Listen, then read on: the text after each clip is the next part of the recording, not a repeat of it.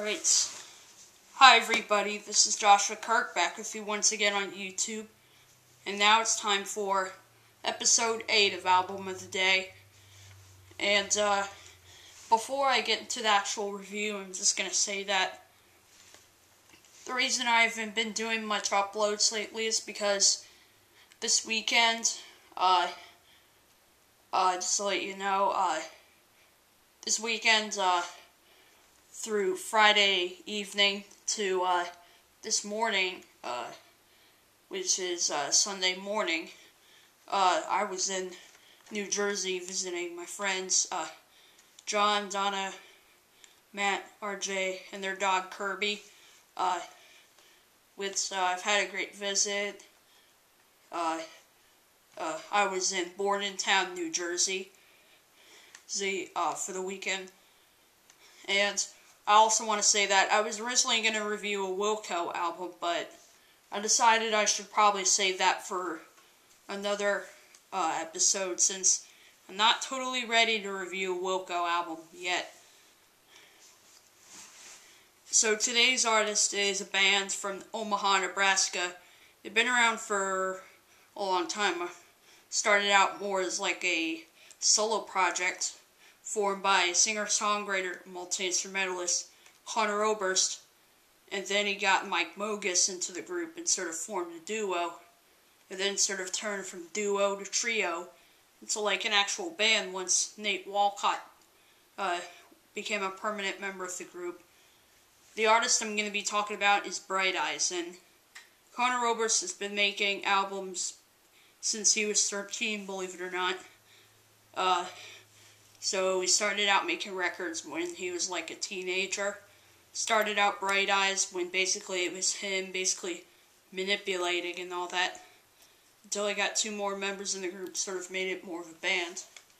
So I'm going to be reviewing, the album I'm going to be reviewing, I think maybe their 5th or 6th album, I don't know.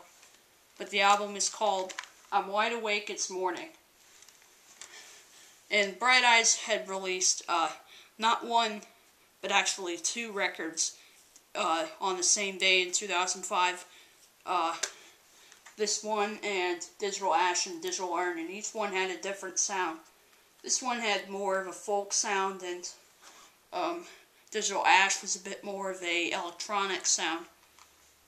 I tried to do this in the office and in my friend's house in New Jersey, but that kind of went awry and didn't really go so well, so that's why I decided to wait till I was here at home now in Odenton, Maryland, in my condo. Here's the cover, really nice cover art in here. Spine, the other spine, then there's the back ends. Believe it or not, the songs aren't on the back cover. They're actually on the back of the booklet, which I'm going to show you right this second. Cover art again. There are the songs. Songs on here are At the Bottom of Everything, We Are Nowhere and It's Now, Old Soul Song for the New World Order, Lua, Train Underwater, First Day of My Life, Another Traveling Song, Landlocked Blues, Poison Oak, and Road to Joy. Inside, it's got lyrics and credits for every song.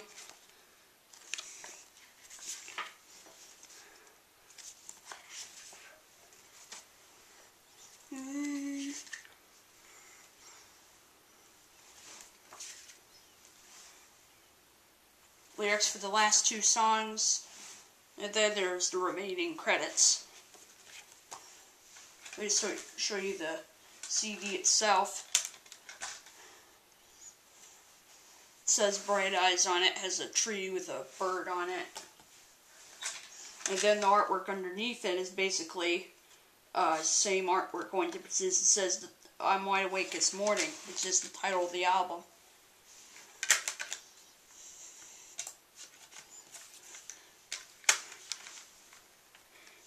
So there you go. That's the inside of it. And this album, it has a bit more of like a acoustic bass type feel than a a lot of Bright Eyes stuff, since pretty much Bright Eyes albums are sort of evolve with styles a little bit, whether they be rotating around from folk or bluegrass or rock, or occasionally like a little bit of electronic. Like the album released along with this, Digital Ash, once again is more of a beat-driven kind of rock record, I guess. And also the album is a bit more personal than Bright Eyes' earlier work, although it still has the folk rock sound that they're known for. So the album opens kind of quiet with the song At the Bottom of Everything. Basically, it opens with Conor, I think, talking about what the song is about or something. Not sure what he's talking about, but all I know is that he's doing like a little dialogue at the beginning of the song. And then 1 minute and a half later, the music starts in sort of an upbeat kind of drumless folk rock song. Rock song is like got really fast drumming.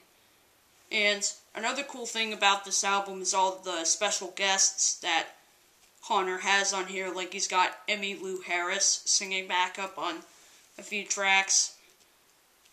So since he's pretty much always got some female backup on an album.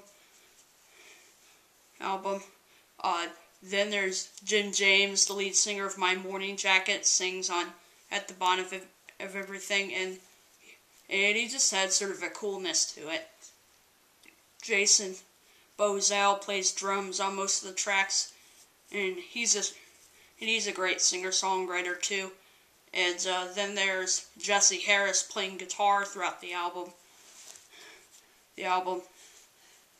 And then the next song on here is called We Are Nowhere and It's Now, and it's got it's a little more personal,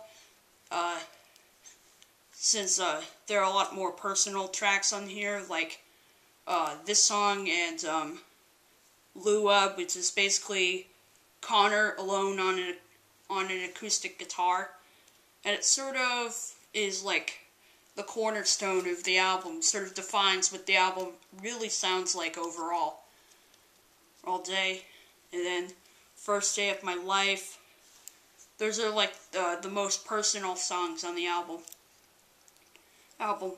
Then there are more emotional tracks, like the song Train Underwater, which the song it's a great song. It's got sort of this, you can feel the emotion in the lyrics, and the melody is just a beautiful track in my opinion. It's kind of long though, since it's like the longest song on here, since it's 6 minutes long. And that's another difference here. There's like longer lengths of the song, since there are more 4-minute tracks on here than there are like 2 and 3 minute tracks on here, as well as a 5-minute song, and then a really long 6-minute track like Train Underwater, the one I just mentioned. First Day of My Life is kind of a more laid back, more relaxing type song. It's sort of got interesting things going on in the lyrics. Lyrics were like a guy is glad that he's finally got a girlfriend, and like he's glad he didn't die before he met her, and like they're just say, and when they say First Day of My Life, they're meaning like the guy started swearing that he was born right in the doorway. There's sort of like there's sort of an interesting story behind the lyrics. Another traveling song is kind of a more bluegrass type song, because the strumming on the song is just very fast. It's like it's going somewhere in a hurry. I feel like the most ballad-structured song on the album has to be the song Landlocked Blues, which has barely any drums in it. But it's beautifully done. It's a beautifully done song, in my opinion. And some other great songs on here, the songs, Old Soul Song and Poison Oak, kind of start out quiet, and then they eventually get louder, definitely get more climax. Like, on the song Old Soul Song starts out kind of quiet, kind of folky. The interesting thing going on at the beginning of the song is sort of the balance between Mike Mogis on the pedal steel. The guy is always engineering and mixing every Bright Eyes album, and playing several instruments. And then there's Nate on the trumpet, since this is the first album where with him playing the trumpet, bit on a few of the songs. So he's such a great trumpet player, plus his trumpet chords aren't overpowering the songs or anything like that. As well as a great organ player, although he never really played keyboards on a Bright Eyes album. He never really played it on this one or Digital Ash, but he shared that with Nick White, who played keys on the album on tour. In fact, there's a Bright Eyes live album that I have called Motion Sickness that kind of has stuff from this album, but never really stuff from Digital Ash. And then the song Poison Oak starts out kind of acoustic based, basically with an acoustic guitar, electric bass, and a pedal steel. And then it eventually builds up. There's the drums coming in, there's the organ. So sort of the end of those two songs get more climatic, and like Conor's vocal performance getting a little more ferocious and a little more strong, since he's like a ferocious folk singer too. And the last song on here is called Road to Joy, which is definitely my favorite on the album right now. But I will tell you that this song actually sounds better live than it does here on this album, but it's still a great song. And my favorite part is at the end, where basically all the guys are basically making some noise and basically sort of like messing it up and all that. In fact, probably I don't know why, but the performance I keep going back to of this song is on The Late Show with Craig Ferguson, where basically all the guys were smashing the guitars and the trumpets and everything. It's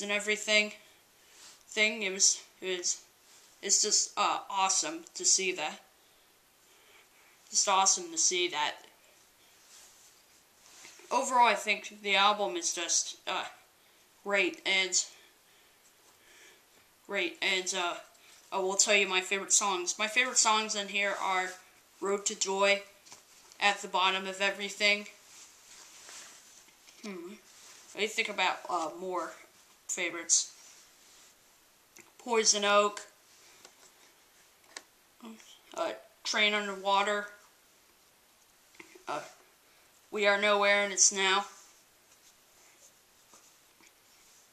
Old Soul Song, Lua, and First Day of My Life. Those are my favorites on here. Songs in here, so the album is probably the best Bright Eyes album in my opinion. That's why I'm reviewing a lot of these albums on here. So on here are probably one of my favorite folk CDs of all time, which seems to be a pretty high praise. I'm going to give this album an 8 out of 10. So if you haven't checked out Bright Eyes nor this album, strongly recommend you do, because he's a great singer-songwriter, and plus I think you're going to really like his music. I would recommend you try out his older stuff before you go into this album and the recent stuff Bright Eyes has done. So that's going to wrap it up for episode 8 of Album of the Day. Stay tuned for episode 9.